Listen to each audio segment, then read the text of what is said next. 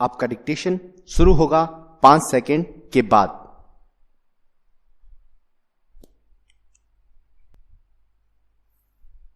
सामाजिक समरसता, संतुलन एवं विकास के लिए समाज के निर्माण में 2 स्तंभों नर और नारी का होना नितांत आवश्यक है, किंतु विगत दशकों में समाज में पुरुष की अपेक्षा स्त्री के अनुपात में कमी दर्ज की गई है, जिससे समाज में असंतुलन की स्थिति पैदा हो गई है। इन्हीं सब तत्वों को ध्यान में रखते हुए प्रधानमंत्री श्री नरेंद्र मोदी द्वारा 22 जनवरी 2015 को देश के सबसे कम लिंगानुपात वाले राज्य हरियाणा से बेटी बचाओ बेटी पढ़ाओ अभियान प्रारंभ किया गया। अब प्रश्न उठता है कि इस अभियान की जरूरत क्यों पड़ी। जाहिर है कि इसके पीछे कन्या भ्रूण हत्या के कारण देश में तेजी से घटता लिंगानुपात है, जिसके कारण अनेक सामाजिक समस्याएं समाज में उत्पन्न हो रही है। आखिर कन्या भ्रूण हत्या क्यों की जाती है? इसके पीछे छुपी मानसिकता क्या है? इसके क्या खतरे हैं? इसका समाज पर क्या प्रभाव रहा है तथा कैसे इस समस्या का निदान किया जा सकता है? इन्हीं सब प्रश्नों के उत्तरों को तलाश करना आवश्यक है। कन्या भ्रूण हत्या लड़कों को प्राथमिकता देने तथा कन्या जन्म से जुड़े सामाजिक मूल्य के कारण जानबूझकर की गई हत्या होती है। कन्या भ्रूण हत्या उन क्षेत्रों में अधिक होती है जहां के सांस्कृतिक मूल्य लड़के को कन्या की तुलना में अधिक महत्व देते हैं। भारत में यह प्रथा नई नहीं है। मध्यकाल में इस प्रथा के अस्तित्व में आने के प्रमाण मिले हैं, जब मुस्लिम आक्रमणकारियों तथा शासक वर्ग के द्वारा लड़कियों का शोषण किया जाता था। इनसे बचने के लिए कन्या शिशु को मारने की परंपरा प्रारंभ हुई। इसके अतिरिक्त विद्वानों ने इसे दहेज से जोड़कर भी देखा है। हालांकि प्राचीन काल में इस प्रकार के प्रमाण हमें नहीं मिले हैं। वैदिक काल में तो कन्याओं की शिक्षा दीक्षा का उचित प्रबंध किया जाता था।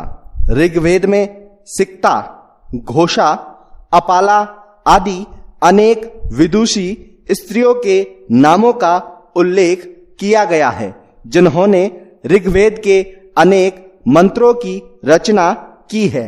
गार्गी के नाम से भी हम परिचित हैं, जिन्होंने गार्गी संहिता नामक प्रसिद्ध खगोल विज्ञान के ग्रंथ की रचना की तथा याज्ञवल्क्य जैसे विद्वान ऋषि को शास्त्रार्थ में पराजित कर दिया था। प्रसिद्ध स्मृतिकार महर्षि मनु ने तो अपनी विश्वविख्यात कृति मनुस्मृति में लिखा है, जहां नारियों का सम्मान होता है वहां देवताओं का निवास होता है। परंतु वर्तमान स्थिति विपरीत हो रही है। चूंकि पहले तकनीक नहीं थी, इसीलिए कन्या शिशु को जन्म लेने के बाद मार दिया जाता था, किंतु अब तकनीक के कारण कन्या भ्रूण को गर्भ में ही मार दिया जाता है। यूनिसेफ की एक रिपोर्ट के अनुसार भारत में सुनियोजित लिंग भेद के कारण भारत की जनसंख्या में लगभग 5 करोड़ लड़कियां गायब है। विश्व के अधिकतर देशों में प्रति 1000 पुरुषों पर महिलाओं की संख्या 1005 है, जबकि भारत में 1000 पुरुषों पर महिलाओं की संख्या 943 है, जो कि एक शोचनीय स्थिति को दर्शाता है। संयुक्त राष्ट्र का कहना है कि भारत में अनुमानित तौर पर प्रतिदिन 2000 अजन्मी कन्याओं की हत्या की जाती है। भारत में यह स्त्री विरोधी नजरिया समाज के सभी वर्गों में फैला हुआ है। भारत में स्त्रियों को महत्व न देने के कई कारण हैं, जिनमें आर्थिक उपयोगिता, सामाजिक उपयोगिता तथा धार्मिक उपयोगिता प्रमुख है। संयुक्त राष्ट्र ने चेतावनी दी है कि भारत में कन्या भ्रूण हत्या जनसंख्या से जुड़े संकट उत्पन्न कर सकती है। वर्ष 1981 में 0 से 6 साल के बच्चों का लिंग अनुपात 962 था, जो 1991 में घटकर 945 तथा 2001 में 927 तथा 2011 में और घटकर 914 रह गया है।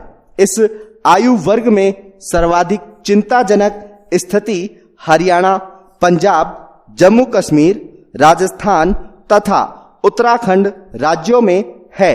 घटते लिंगानुपात के कारण इन राज्यों में अविवाहित युवकों की संख्या बढ़ रही है।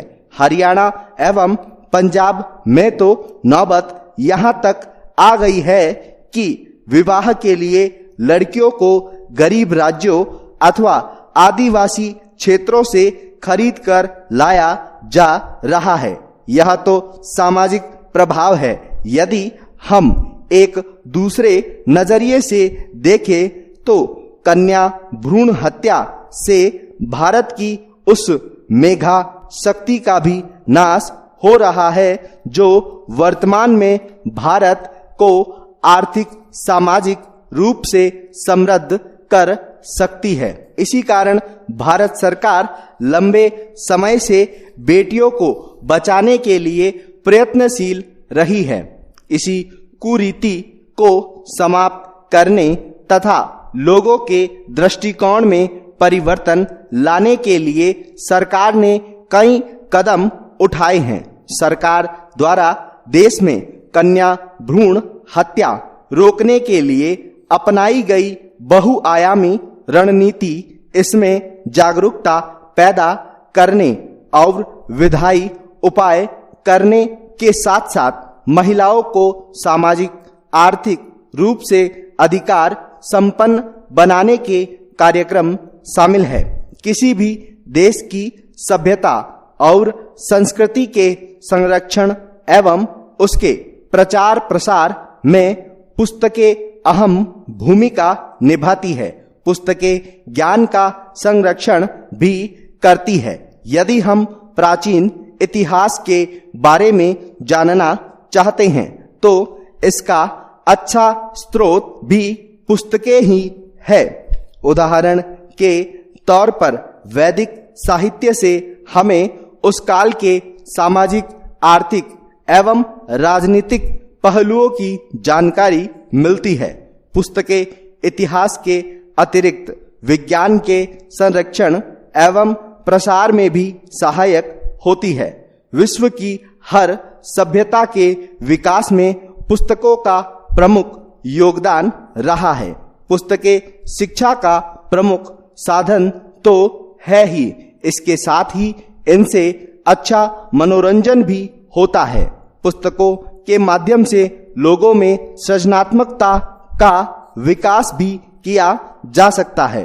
पुस्तकों की इन्हीं विशेषताओं के कारण इनसे मेरा विशेष लगाव रहा है। पुस्तकों ने हमेशा अच्छे मित्रों के रूप में मेरा साथ दिया है। मुझे अब तक कई पुस्तकों को पढ़ने का सौभाग्य प्राप्त हुआ है।